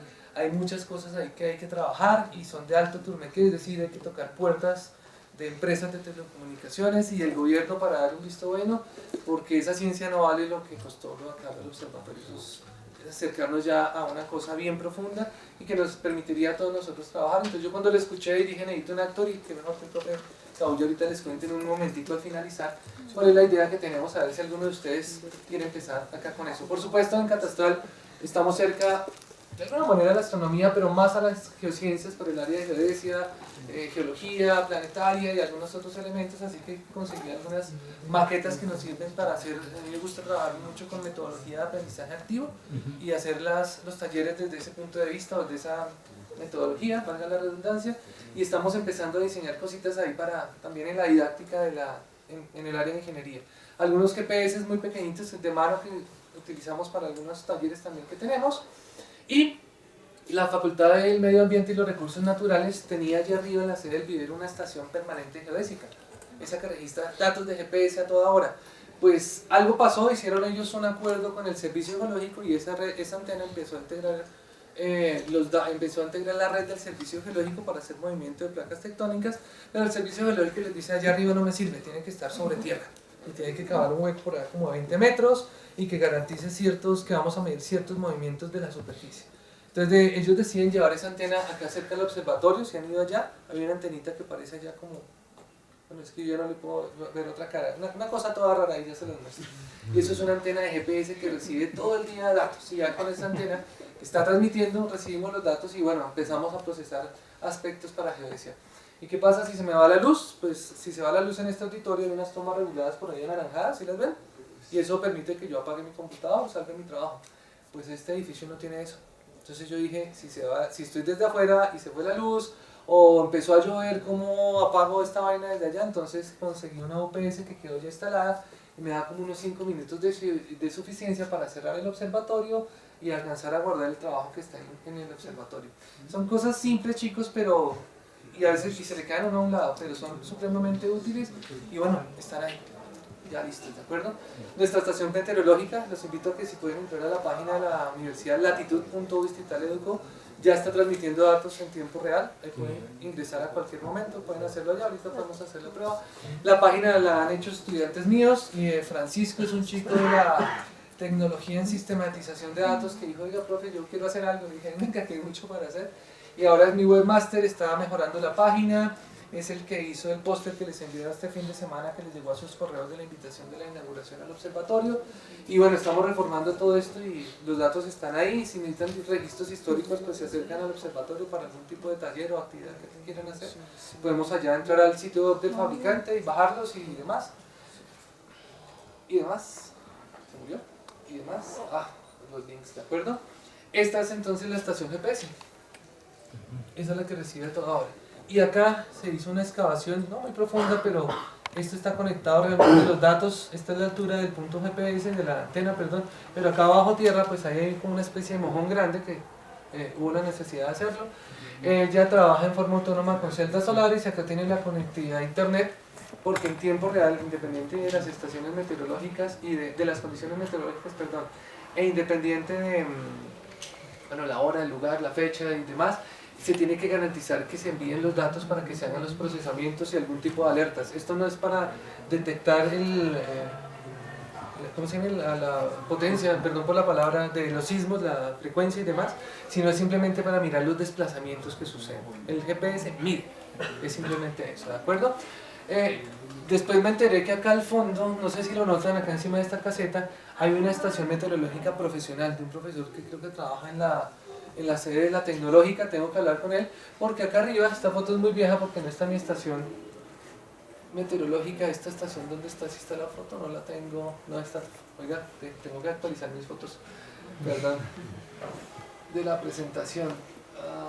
Disculpen, por favor, bueno, no está por ahí. Este ya es el telescopio, como les decía, el que está apuntado. Esta fue una de las primeras visitas. Los teodolitos, los equipos viejitos que teníamos por ahí, todos están funcionando, un poquito sucios y golpeados, pero están funcionando. Y parte de lo del kit de geociencias que les dije que trabajamos, esta es la estación meteorológica, pues conseguí algo para didáctica, esferas celestes, globos terráqueos, bueno, perdón, globos terráqueos de Marte, globos redondos de la Luna y demás.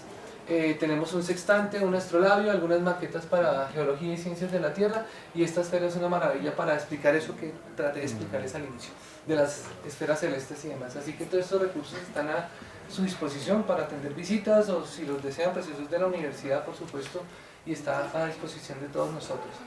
¿Con quién estoy trabajando? Creo que lo dije ahorita rápidamente. Natalie Rodríguez, de la tecnología de levantamientos topográficos, con el profesor Bonilla en astronomía. Santiago López, acá de la casa de ustedes, él está trabajando con la profesora Olga. John Harold Cerón, que está por acá, también trabaja con la profesora óptica en óptica geométrica. ¿Quién me falta por acá? Caldas y la astronomía. Estamos haciendo un trabajo en opsometría utilizando los datos de la estación meteorológica para que los chicos entren, bajen datos, hagan algunas curvas y vean, bueno, recrear el experimento de Caldas con equipos modernos, por supuesto, pero entender qué es eso. Entonces estamos trabajando metodología de aprendizaje activo, y por acá está Felipe, que me mandó la propuesta, y bueno, tenemos que hablar en estos días a ver qué es lo que vamos a hacer finalmente. Actividades pendientes. La radioastronomía es la que más me afana ahorita, ¿de acuerdo? Número 1. Tenemos por allá un escáner cartográfico. Un escáner cartográfico es un escáner grande para mapas, y resulta que hay mucha cartografía antigua acá de Bogotá y de Colombia que se nos está dañando, perdón por la expresión, se está pudriendo, y antes de que se pierda ese recurso queremos escanearla, hacer una biblioteca, pero el escáner se nos dañó. Entonces estoy buscando un electrónico, un tecnólogo en electrónica o un físico duro en electrónica para cambiar esa interfase. Revisar la automatización del telescopio que les dije en la segunda fase, bases de datos de los equipos, y para los chicos de Catastral obviamente estamos trabajando en la georreferenciación de todos los sitios de astronomía del distrito y todos los sitios de Colombia para que nos salga en la web automáticamente, ¿de acuerdo? Y los relojes solares, que es otra de las líneas de trabajo. Ya llegamos al 9/9/2019, entonces cordialmente invitados todos, por favor. Y algunas de las actividades que hacemos para finalizar. Este fue el póster que les llegó este fin de semana, era una invitación. Es que tratamos de expresar acá, pues, las ciencias de la Tierra, nuestro observatorio, el cielo, el sabio Caldas, nuestro primer elemento por un satélite, algunas par de constelaciones. ¿Ese cielo es cierto o es verdadero? La posición, quiero decir, obviamente es un metado. Es totalmente falso, porque acá tenemos la constelación que se está viendo estas noches, que está por acá, que es el Escorpión, y al tiempo acá está la constelación de Orión. Simplemente hicimos un montaje. Estos dos personajes en el cielo son enemigos, están casi a 180 grados, pero hicimos un montaje porque a mí me gusta cuando las personas van allá, son las constelaciones más fácilmente identificables, y queríamos que vieran el observatorio, Monserrate, Guadalupe, y recuerden que la Plaza de Bolívar no está ahí tampoco por casualidad. Al parecer los indígenas ya sabían que desde la Plaza de Bolívar en esta dirección estaba el solsticio de verano, el solsticio de junio, perdón, y por acá el solsticio de diciembre. Entonces teníamos elementos de arqueastronomía, por supuesto de física, los instrumentos que lleva acá Caldas y todo lo que hizo, y pues acá están todos los patrocinadores de ese evento, que hay como 2 grupos de por acá, si no estoy mal, quedaron muy chiquitos, lo siento, pero había muchos patrocinadores, 0 pesos, acá no vamos a cobrarle a nadie, ni se le está pagando a nadie. Llama a todos los amigos del observatorio, y si se dieron cuenta de las conferencias que tenemos hartas, y en paralelo necesito que asistan, chicos, ahí hay cosas interesantes. Por supuesto está la gente de la casa, los 2 proyectos que van más adelantados de mis pasantes son los que van de primeras, y acá tenemos chicos de otras carreras de la universidad, viene la gente de los Andes, viene esta exposición buenísima de geología planetaria del doctor David Tovar. Él trabaja en la Universidad Nacional en el grupo de astrobiología y geología planetaria. ¿Coronel está ahí? Está el profesor Maximiliano Alzate, que es el primer observatorio, digamos, más reconocido en Bogotá de colegio. Ese observatorio queda en Ciudad Bolívar, no sé si lo han escuchado o si lo han conocido, ¿verdad? Yo estoy allá. Estudiaste allá, bueno, entonces conoce al profesor Max, va a acompañarnos acá en una charla. El planetario tiene una cosa interesante para ustedes, para los de últimos semestres, se llama Planetario para Profes. ¿Qué hacen ellos? Tienen un club de astronomía, pero para profesores. Entonces ellos pidieron un espacio y les dije, pues bienvenidos. Van a tener un espacio, esto aprovechan los profes para venir a las charlas, y ellos van a tener acá un pequeño encuentro de cómo están trabajando, cómo vienen trabajando, qué expectativas hay, ¿de acuerdo? Y por supuesto, él es del distrito, el planetario es del distrito, por acá tenemos amigos del distrito, entonces pues yo creo que por eso les decía que esto es de amigos y de compañeros del gusto por la ciencia, lo que estamos haciendo acá. Una conferencia que también para los que estén interesados en la automatización de la cúpula, el chico que hizo la primera automatización de ingeniería electrónica en la universidad está por acá, automatización del observatorio astronómico, Oscar Gallo. Los que les interese ese tema vale la pena que vayan y él les cuente cómo fue que hizo la unión entre el software y hardware del movimiento del telescopio, y cómo pasa esos movimientos para que la cúpula se mueva en forma automática. Es un proyecto novedoso, digamos que acá en Bogotá no hay observatorio remoto, la nacional, y precisamente él lo diseñó para una empresa que fueron los que montaron el equipo allá. Están haciendo lo mismo, pero lo están montando en la Tatacoa. Entonces van a hacer un observatorio remoto en la Tatacoa, por supuesto, y un poco mejor decirlo allá, Villa de Leyva, y a ver cómo está su cultura astronómica. ¿Cuál es el mejor cielo del país para ver estrellas? ¿Cuál creen? ¿Tatacoa? No, Neiva está dañando la Tatacoa. Neiva está creciendo mucho y la contaminación lumínica está creciendo demasiado. La Guajira es bueno, pero tiene mucha arena y mucho polvo. Entonces es fuerte. ¿Cuál? Yo estaba alzando la mano. Los llanos es muy bonito, el llano es muy lindo, pero tiene algunas otras problemas de turbulencia, humedad y demás. Hay un artículo que hizo precisamente el profesor Giovanni Pinzón y encontró que el mejor sitio, con muchas imágenes de satélite multitemporales, y el mejor sitio de Colombia se llama Macaravita. Sí, Macaravita. ¿Dónde queda Macaravita? Cultura colombiana, ¿no? Santander. Por allá hacia los lados de el Cocuy, más o menos. Es una zona seca, llueve muy pocas veces en el año. Lo que hicieron ellos ahorita precisamente, esta conferencia que hice, medición del signo astronómico en la Tatacoa, ellos hicieron ya este mismo trabajo en la Tatacoa, en la Guajira, allá en Macaravita. Macaravita es muy bueno, pero es que es un pueblo, un caserío muy chiquitico. Allá sería útil tener, por ejemplo, un observatorio remoto. ¿Quién me va a ayudar a montar el observatorio remoto? No, en serio, porque es que un profe de la universidad tiene finca allá en Macaravita. Entonces, ya tenemos el lote. ¿No? Faltan ganas y, bueno, deseo de hacer eso. Eso era por la mañana. Y por la tarde, por acá tenemos al profesor Gregorio Portilla, que estuvo la semana pasada acá, nos va a acompañar con una conferencia interesante que se llama Caldas y la astronomía.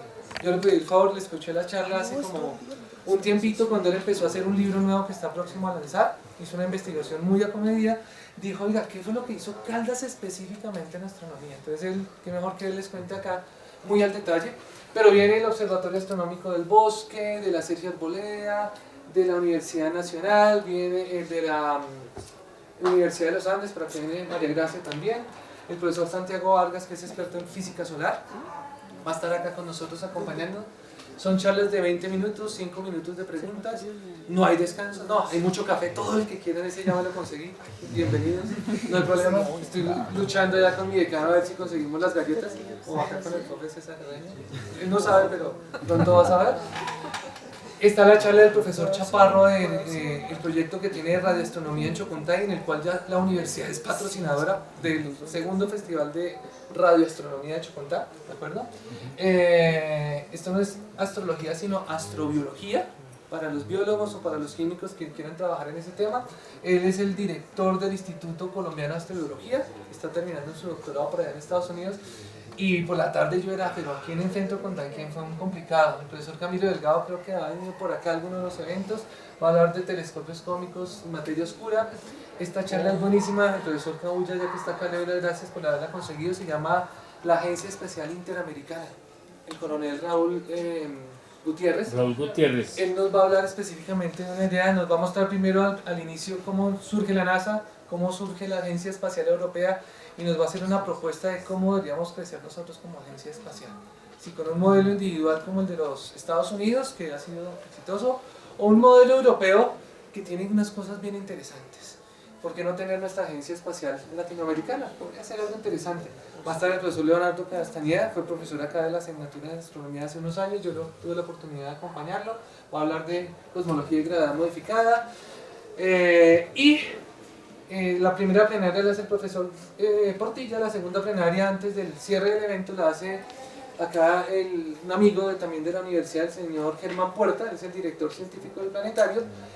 Va a hablar sobre los 50 años de la llegada del hombre a la luna, los 50 años del planetario, y pues yo le doy las gracias al planetario. De hecho en este momento voy para allá porque me van a prestar una galería. Si ustedes han visto la Vanilla de Paiva, hay una zona de galería. ¿Qué exposiciones tuvo en estos días, los que fueron recientemente? Una de China, ¿no? ¿No la vieron? Entonces vamos a tener más o menos un mes y medio unas exposiciones de astrofotografía de dos lugares. Uno se llama De los Andes al Cielo, y la otra de una asociación que me ha ayudado mucho en mis actividades, que se llama ASASAC, que se llama, no recuerdo, ASASAC 2018-2019. Entonces vamos a tener lleno toda la biblioteca de la Vanilla de Paiva con muestras de astrofotografía, y espero que se va a imprimir dos de las mejores fotos que hemos tomado allá con los estudiantes que tengo a mi cargo para competir con ellos, ¿por qué no? Muy bien. ¿Qué más tenemos? Tenemos 2 talleres gratuitos la otra semana, de lunes a viernes, de 2 a 4, introducción a las geociencias, con esas maquetas que les mostraba por ahí, qué es la geociencias, para qué es. Y también llamé a un tallercito, lo llamé Astronomía. Vamos a mirar algunas herramientas para los celulares, los que ya han manejado algo de Stellarium, hablar de esas cosas, hacer el recorrido por la Vanilla de Paiva. Terminamos en el observatorio, y de 8 a 9 y 30 de la noche vamos a tener puertas abiertas en el observatorio para que nos acompañen, conozcan los equipos, puedan hacer observación. Anoche un cielo precioso, no sé si se dieron cuenta. Tomamos fotos de Júpiter, Saturno, estamos haciendo la recopilación de las mejores fotos para presentarlas. El profesor Pedro de Asa me dijo que montáramos un curso de extensión, se llama Astronomía Computacional.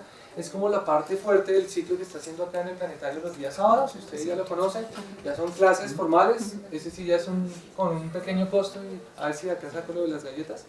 Muy bien. Y otro que estamos explorando, la astrofotografía, que lo llamamos astrofotografía para dummies, que dicto yo una parte y la otra la dicta un amigo de ASASAC, Oscar, ay, olvidé el apellido, Oscar, dejemos así. Muy bien. Y bueno, eso era lo que quería contarles.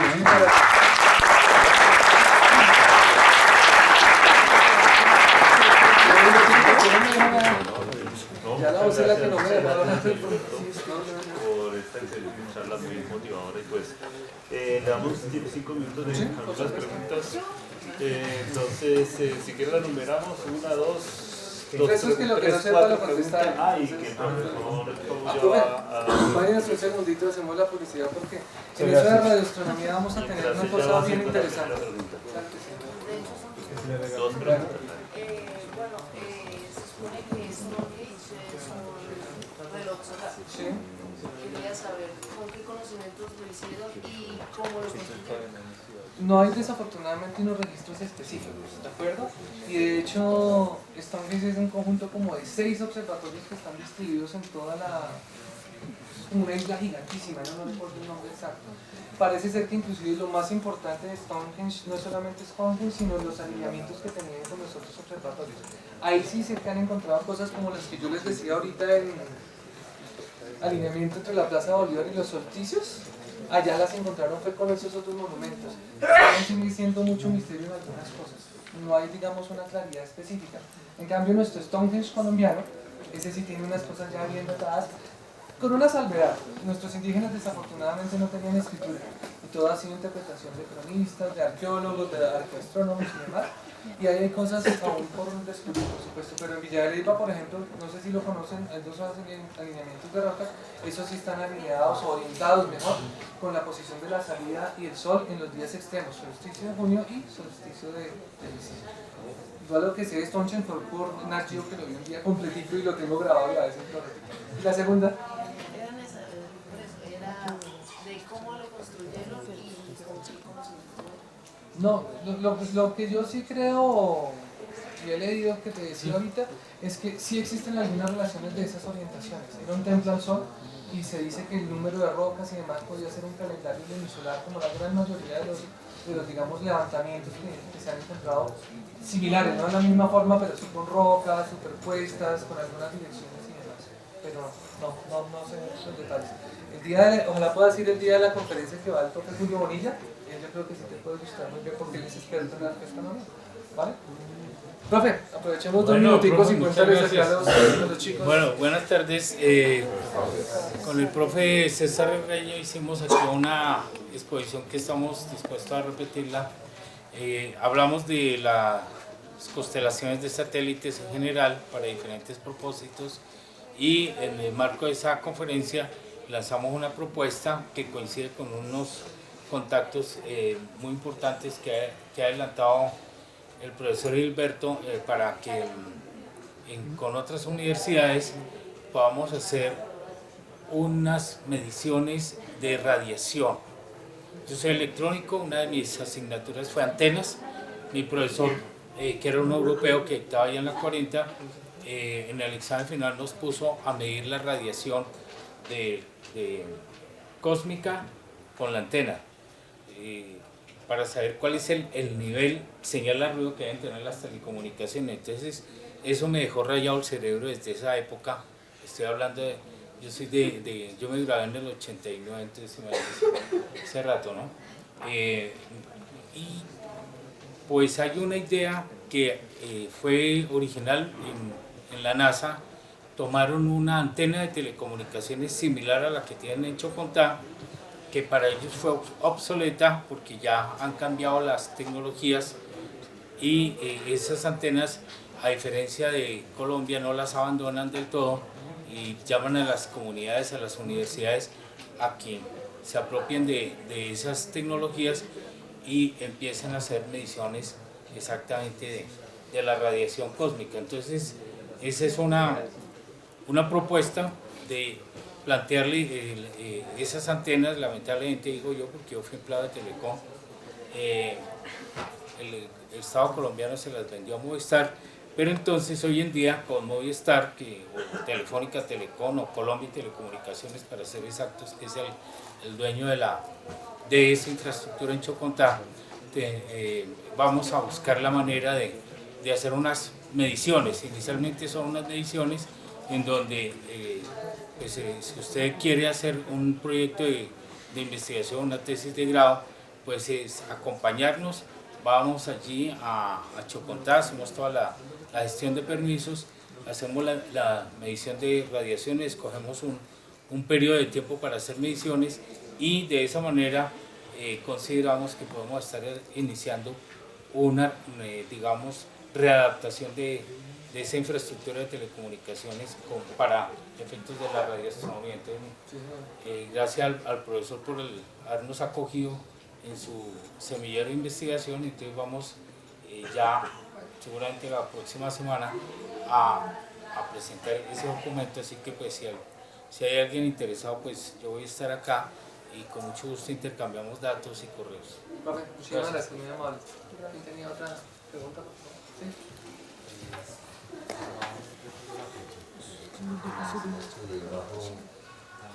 Desde la Nacional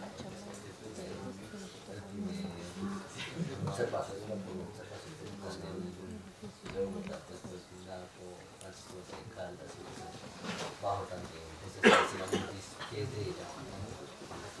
¿De esas observaciones?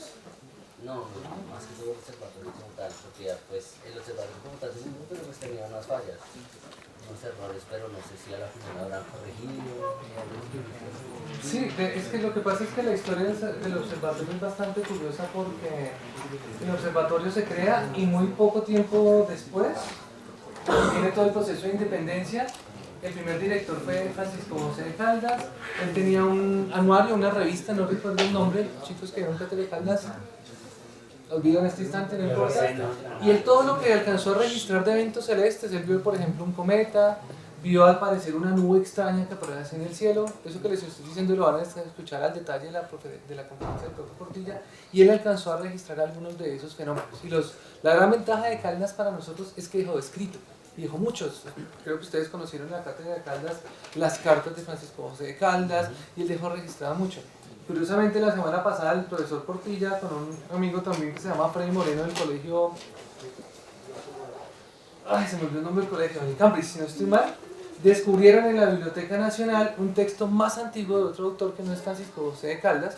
Y entonces a Francisco José de Caldas, que es lo que le hemos dicho, que es el padre, digamos, de la ciencia en Colombia, ¿de acuerdo? Porque fueron los primeros escritos.